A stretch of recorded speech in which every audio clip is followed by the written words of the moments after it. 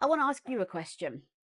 If you have a chronic condition, one that you were born with or one that you developed gradually over years, what did the diagnosis actually give you?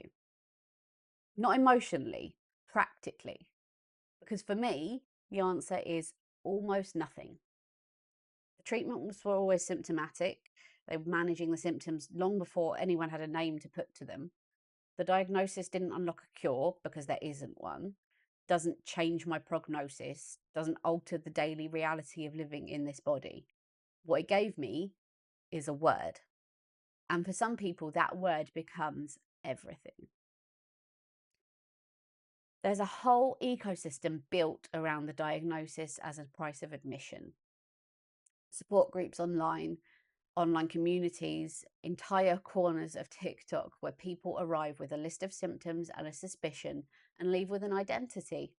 And I understand the pull of that. I do. There's something genuinely valuable about finding people who speak the same language as you, who don't need to justify yourself or explain what a bad day actually feels like. But spend enough time in those spaces and you'll notice something else. They develop their own gravity, their own hierarchy, their own unspoken competition for who carries the heaviest weight. And when that happens, when the community stops being about living with the condition and starts being about performing it, the diagnosis has stopped being a medical fact and started being a social currency. The label stops being a tool and it starts becoming a home. My friends know there's something wrong with me. A couple of them might even know what it's called. What they definitely know is that the disabled badge is extremely useful in the car park. Beyond that, no special treatment, no modified invitations, no decisions made on my behalf about what I can and can't manage. They trust me to know my own limits and make my own choices. If I say I'm fine, they believe me. If I say I need to sit down, they'll find somewhere to sit. And that's not indifference, it's respect. And it's a completely different relationship with illness than the ones that the loudest voices online are modeling.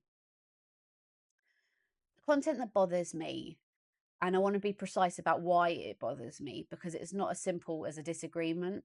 It's the before and after narrative. Life before diagnosis and life after. The lost sparkle, the foreclosed dreams, the person you were before the label arrived, and the diminished version that you became once it had.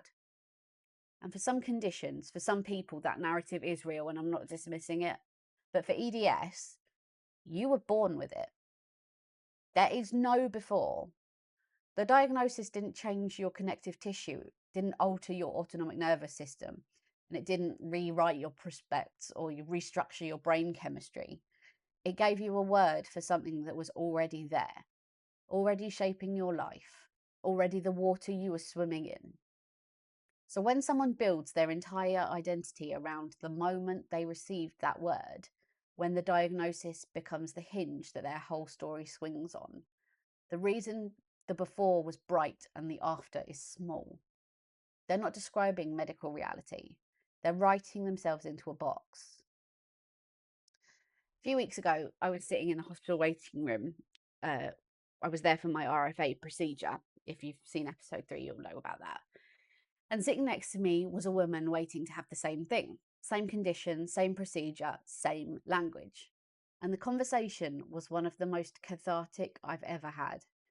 Not because we swapped suffering, not because we competed for whose symptoms were worse or whose journey had been harder, but because we were both orientated in the same direction, towards the thing that might actually help, towards action, the next thing. That's the distinction I kept coming back to.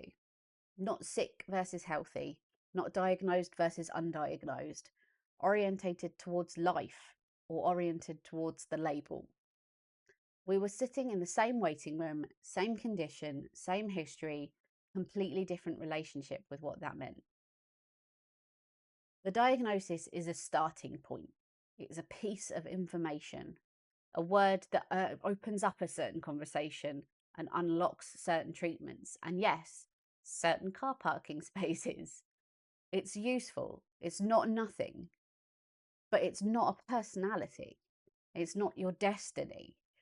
And for a condition you were born with, one that was quietly building your life long before anyone gave it a name, making the label the center of your story isn't honesty.